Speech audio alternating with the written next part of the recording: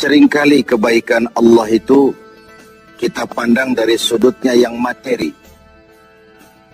Allah itu baik kalau kita punya harta yang banyak, tanah yang luas, pabrik yang di mana-mana. Sementara kalau cuma sekadar itu kebaikan Allah, terlalu sedikit orang yang mendapatkannya. Padahal kebaikan Allah tidak pernah berhenti dan meliputi seluruh makhluk yang hidup ini. Karena itu pada kesempatan jumpa sore ini, saya ingin mengajak kita melihat kebaikan-kebaikan Allah dalam bentuk yang lain. Bahwa kita diberikan harta yang banyak, itu kebaikan Allah. Diberikan tanah yang luas, itu juga kebaikan Allah. Diberikan perusahaan, pabrik di mana-mana, itu juga kebaikan Allah. Tapi tidak terbatas kepada itu.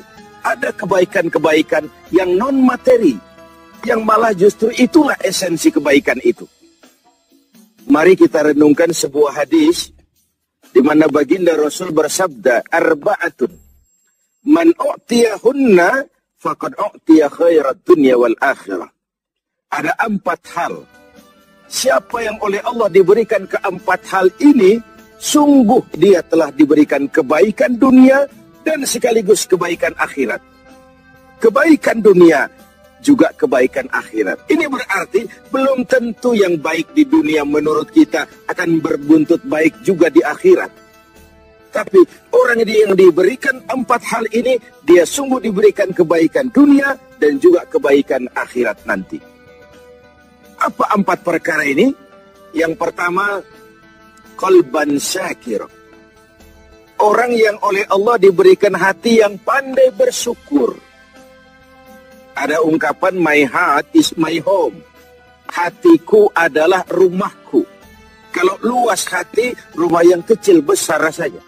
Kalau sempit hati, rumah yang besar pun kecil jadinya. Kalau hati sempit, rumah pun kecil, kiamat namanya. Orang yang hatinya pandai bersyukur, bisa mensyukuri nikmat. Dan dengan dia bersyukur, semakin bertambah nikmat itu kepadanya. Banyak orang kaya harta, tapi miskin hati. Ini gejala zaman kita sekarang. Di tengah gemerlapnya harta, dia tidak tahu mau diapakan harta yang banyak itu. Orang-orang sufi menjelaskan bahwa kaya itu ada 2 macam. Ada kaya majazi dan kaya hakiki. Yang disebut kaya majazi, kaya artifisial.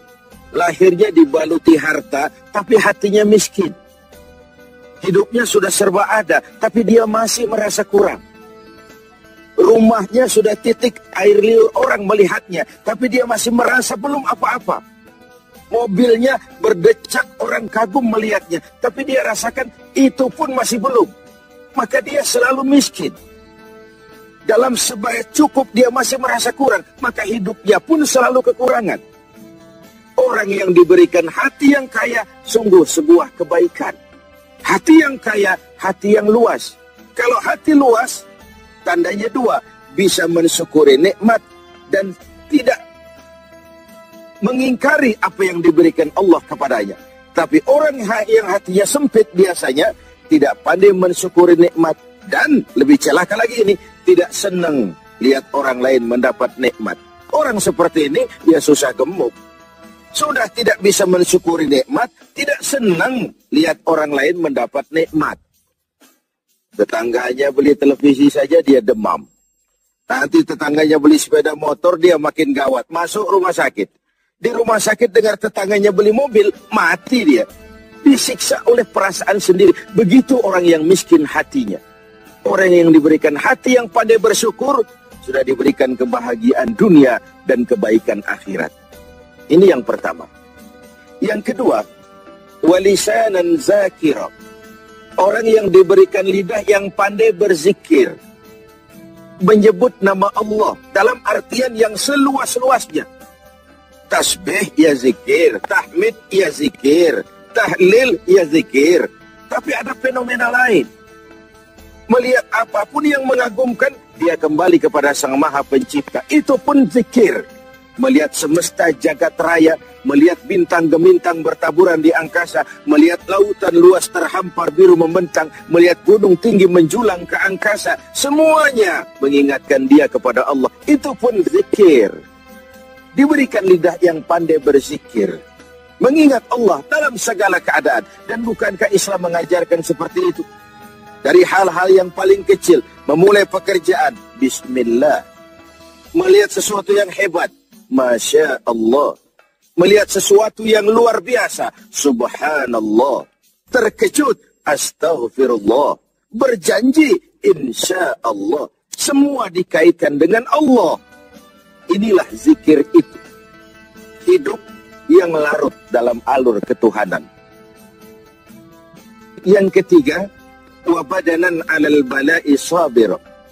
Beruntung orang, diberikan kebaikan orang, kalau dia dikaruniai badan yang tegar menghadapi bencana, tegar menghadapi cobaan, kuat menghadapi tantangan.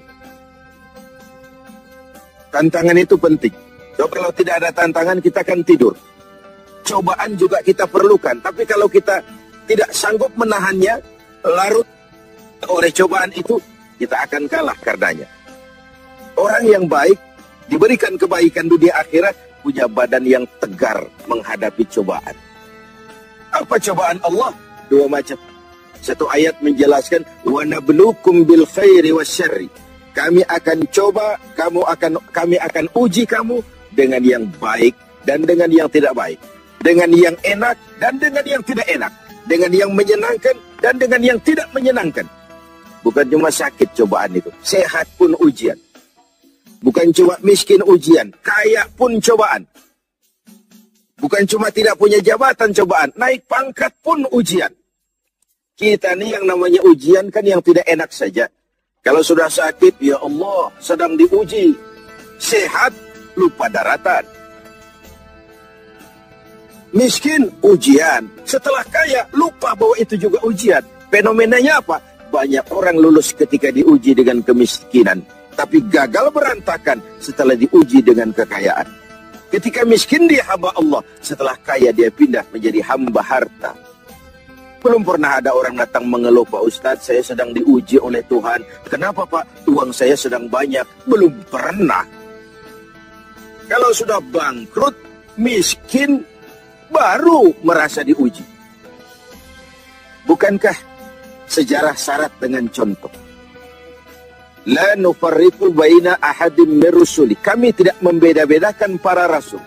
Tidak ada rasul yang dianak emaskan. Semuanya diuji, semuanya ditempa, semuanya digembleng.